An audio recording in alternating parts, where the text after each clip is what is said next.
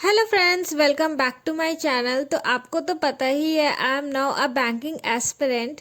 तो दिन की शुरुआत होती है कि यम्मी से ब्रेकफास्ट के साथ। मैंने प्रीवियस वीडियो में आपको मैथ्स और रीजनिंग के बारे में कुछ बताया था कि मैं कैसे प्रिपेयर कर रही हूँ। अगर आपने वो वीडियो नहीं देखी तो आप जाकर देख सकते हैं। और आज मैं थोड़ा सा इंग्लिश के बारे में डिस्कशन करूँगी। तो इंग्लिश में सबसे पहले हमारा मेन आता है एडिटोरियल का।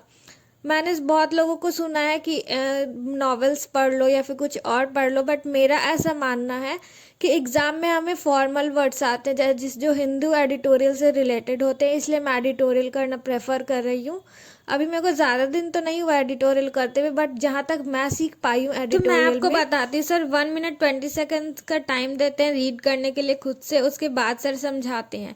तो कई बार क्या होता है, 1 मिनट 20 सेकेंड्स में मैं पूरा पैसेज रीड नहीं कर पाती, तो जितना रीड करती हूँ उतना कर लेती हूँ। उसके बाद जो सर टेलीग्राम पे पीडीएफ सेंड करते हैं, उसमें सारे वोकैब्स और एडिटोरियल्स होते हैं।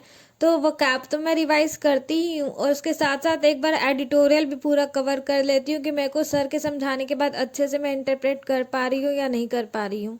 हाँ, एक चीज़ और जो मैं आप लोगों के साथ शेयर करना चाहती थी, लाइक मैं पहले जो सर वो कैप करवाते थे उसके प्रॉपर बैठ के नोट्स बनाती थी लेक्चर के साथ। उसकी वजह से क्या होता था कि मैं सर का जो वर्ड्स करवा रहे हैं सर, वो अच्छे से कर नहीं पाती थी, अच्छे से उस पर कंसंट्रेट नहीं कर पाती थी। सारा टाइम मोस्टली टाइम वो काम लिखने में वेस्ट कर देती थी अपना। अब मैं क्या करती हूँ कि जो सर पीडीएफ्स भेजते हैं उसी से वो कैप भी रिवाइज कर लेती हूँ। इसलिए मैं आपको भी प्रेफर करूँगी कि आप वोकैब के नोट्स ना ही बनाएं, क्योंकि आपको पीडीएफ तो मिल ही जाती है। हमारे ग्रामर के बेसिकली 3 पार्ट होते हैं, vocab, reading comprehension and grammar. तो जो हमारा रीडिंग कॉम्प्रिहेंशन और वोकैब का पार्ट है वो हमारे हिंदू एडिटोरियल जो हम करते हैं मॉर्निंग में उससे कवर हो जाता है।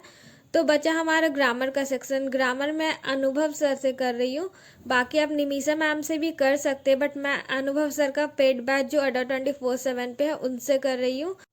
और आप लोगों को तो पता ही होगा कि आईबीपीएस ने अपना कैलेंडर रिलीज कर दिया है, तो हमारे पास बस 6 महीने का टाइम है अपना सिलेबस कंप्लीट करने के लिए और बाकी सारी चीज़ें करने के लिए, अपनी स्पीड पे वर्क करने के लिए। तो मैं आपके साथ एक स्टडी टिप शेयर करती हूँ जो मुझे बहुत बेनिफिट मिला है उसे करने से। आई होप आप लोगों को भी मिलेगा। तो मैं क्या करती हूँ, 1 आवर का स्लॉट लगा देती हूँ। सपोज दैट 1 आवर में हमको एक टॉपिक कंप्लीट करना है, तो मैं 1 आवर का टाइमर लगा देती हूँ। उसमें चाहे मेरे आधा टॉपिक कंप्लीट हो या पूरा टॉपिक कंप्लीट हो, मैं 1 आवर तक ही पढ़ूंगी। उसके बाद मैं 20 मिनट्स का ब्रेक ले लेती हूँ, उसमें मैं कुछ भी करती हूँ, फ्रेशन अप हो जाती हूँ, खा पी लेती हूँ थोड़ा बहुत, जिससे कि मैं बहुत ज़्यादा एग्जॉस्ट फील ना करूँ। तो मैं 20 मिनट्स का ब्रेक लेने के बाद फिर से 1 आवर का टाइम स्लॉट लगाती हूँ, 1 आवर तक पढ़ती हूँ। उसमें कोई भी नोटिफिकेशन चेक नहीं करना, कुछ भी नहीं करना है आपको, बस आपको बैठ के पढ़ना है। और उसके बाद फिर 20 मिनट्स का ब्रेक ले लेती हूँ। इस तरह से हम लॉन्ग आवर्स तक पढ़ाई के लिए बैठ सकते हैं, और उससे हमारे डिस्ट्रैक्शन भी नहीं होगा। जो आप 20 मिनट्स का ब्रेक लेते हैं उसमें आप नोटिफिकेशन वगैरह चेक कर सकते हैं। तो अभी मैंने रीजनिंग में जो है अल्फ़ा न्यूमरिक सीरीज़ कंप्लीट कर लिया है, उसके क्वेश्चंस भी प्रैक्टिस कर लिए हैं। तो अभी मैं कोडिंग डिकोडिंग प्रैक्टिस कर रही हूँ, जैसा कि आप देख ही रहे होंगे। आपको साफ दिख रहा होगा कि कॉपी में कौन सा टॉपिक कर रही हूँ, बताने की तो मुझे ज़रूरत है नहीं। उसके बाद बहुत देर हो गई थी पढ़ते पढ़ते, तो मैं नीचे आ गई थी खाने के लिए बर्फ़ी जो मम्मी ने बनाई थी। और अभी मैंने क्वांट्स में जो है वो स्पीड मैथ्स कंप्लीट कर लिया, मेरा पूरा अर्थमेटिक बचा हुआ है एंड डीआई बचा हुआ है। और स्पीड मैथ्स की मैं ट्राई करूँगी 25 क्वेश्चन सॉल्व करने के, 10 simplification, 5 missing number series, 5 wrong number series और 5 क्वाड्रेटिक इक्वेशन। सिंप्लीफिकेशन इसलिए क्योंकि सिंप्लीफिकेशन मेरे को ऐसा लगता है कि ज़्यादा इम्पॉर्टेंट है। और आप लोगों का ये टास्क रहेगा कि आप मुझे बताएंगे कि आप रोज स्पीड मैथ्स के कितने क्वेश्चन सॉल्व किए हैं। और आपका अगर चैप्टर कंप्लीट नहीं हुआ है तो आप ये कमेंट करेंगे कि कौन सा चैप्टर आप अभी कवर कर रहे हैं क्वांट्स में। और क्वांट्स की बात हो, टेबल, परसेंटेज, क्यूब और स्क्वायर की बात ना हो, ऐसा हो सकता है क्या? तो हमें 25 तक टेबल एकदम बाय हार्ट याद होनी चाहिए। लाइक हमें कोई भी पूछे 12 8 जा, 13 7 जा, 14 6 जा, तो हमें तुरंत से रिप्लाई आना चाहिए। इस तरीके से हमें टेबल याद करना है, बिकॉज एग्ज़ाम में हमें जल्दी अपनी स्पीड बढ़ानी है, तो उसके लिए बहुत ज़्यादा इंपॉर्टेंट हो जाता है। तो हम क्या कर सकते हैं, मैं आप लोगों के साथ शेयर करती हूँ कि मैंने कैसे किया। मैंने 3 3 टेबल जो है 5 डेज रखा है, 3 टेबल के लिए 5 डेज रखा है। सपोज करिए 12, 13 एंड 14 का टेबल है, तो मैंने 12, 13, 14 का टेबल मेमोराइज किया, उसके बाद डेली उसको 5 दिन तक प्रैक्टिस किया, और उसके बाद जब 15 तक मेरा हो गया, उसके बाद 16, 17, 18, तो 16, 17, 18 मैंने 5 दिन की, और जब मैं लिखती थी तो 12 to 18 तक पूरा लिखती थी।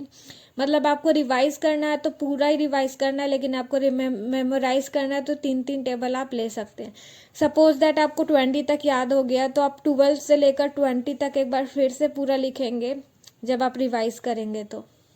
हाँ, तो अब बात करते हैं मॉक की, फुल लेंथ मॉक की। अब सच बताऊँ तो मैंने फुल लेंथ मॉक अभी तक एक भी नहीं दिया है, बट मैं ट्राई करूँगी जल्दी ही फुल लेंथ मॉक देने का। मेरा इसके पीछे एक रीज़न था, बिकॉज मेरा अभी तक रीजनिंग का फर्स्ट चैप्टर ही कंप्लीट हुआ है, एंड क्वांट्स में मैंने सिर्फ स्पीड मैथ से किया है। इंग्लिश का मैं दे सकती हूँ, और मैं अपने स्केड्यूल में लिखा हुआ भी है कि वीक में एक बार इंग्लिश का सेक्शनल मॉक मेरे को देना है। पिछले बार मैं सेक्शनल मॉक देना छोड़ दी थी, तो इस वीक से मैं ट्राई करूँगी कि हर एक वीक जो है सेक्शनल मॉक इंग्लिश का एटलीस्ट मैं दूं, क्योंकि मॉक देना बहुत ज़्यादा इंपॉर्टेंट है, आप लोगों को तो पता ही होगा। तो हमने अभी तक क्वांट्स, इंग्लिश एंड रीजनिंग की बात कर ली है, और जीए की बात मैंने इसलिए नहीं करी, करंट अफेयर्स मैंने अभी स्टार्ट ही नहीं किया है, बट मैं स्टार्ट जल्दी ही करूँगी जनवरी से, और मैं आशीष गौतम सर से करूँगी। मेरे को एग्जैक्ट नाम याद नहीं है, बट हाँ वो अड्डा फैकल्टी के ही हैं। उसके बाद मैं आपको जीए के बारे में भी बताऊँगी, क्योंकि मैंने अभी स्टार्ट नहीं किया, तो मैं उसके बारे में अभी कुछ बता नहीं सकती या बोल नहीं सकती हूँ। तो अब हम बात करेंगे उन स्टूडेंट्स के बारे में जो अभी स्टार्ट करने का सोच रहे हैं। देखो यार, ज़्यादा सोचो मत, कोई भी एक चीज़ आप स्टार्ट कर दो, या तो आप बैंकिंग, एसएससी, या फिर जो भी आप करो, कोई एक चीज़ को पकड़ो। जैसे कि भगवत गीता में है ना कि अर्जुन को सिर्फ किसकी चिड़िया की आंख दिखाई दे रही है, उसी तरह आप कोई एक चीज़ अगर स्टार्ट कर दो ना, तो आपको उसके अलावा कुछ दिखाई नहीं देना चाहिए। सपोज आपने बैंकिंग स्टार्ट किया, और आपको कोई बोले यार अब बैंकिंग में तो ऐसा होता है वैसा होता है, एसएससी कर लो या फिर कुछ और कर लो, तो आप उससे क्या बोलोगे कि नहीं, मुझे सिर्फ बैंकिंग दिखाई दे रहा है, उसके अलावा मुझे कुछ नहीं दिखाई दे रहा है। इट मीन्स अगर आपको कुछ करना है तो एक ही चीज़ पे फोकस करो, पूरे डेडिकेशन के साथ उस पर काम करो, तो ज़रूर आपका होगा। इस साल नहीं होगा, नेक्स्ट ईयर होगा, उससे नेक्स्ट ईयर होगा, बट हाँ सक्सेस आपको डेफिनेटली मिलेगी। अगर कुछ नहीं भी होगा तो आप ये समझो कि आप प्रिपरेशन की जर्नी में बहुत सारी नई चीज़ें भी सीखोगे, जो कि आपको कहीं ना कहीं तो काम आएंगी। इसलिए कुछ स्टार्ट करने से डर नहीं लगना चाहिए, जबकि कुछ ना स्टार्ट करने का डर ज़्यादा होना चाहिए। Thank you guys for watching this video. I hope कि आप लोगों को ये वीडियो अच्छा लगा होगा। अगर आपको लगता है कि मुझे कुछ इम्प्लीमेंट करने की ज़रूरत है तो आप मुझे कमेंट कर सकते हैं, मैं आप लोगों का सजेशन ज़रूर लूँगी।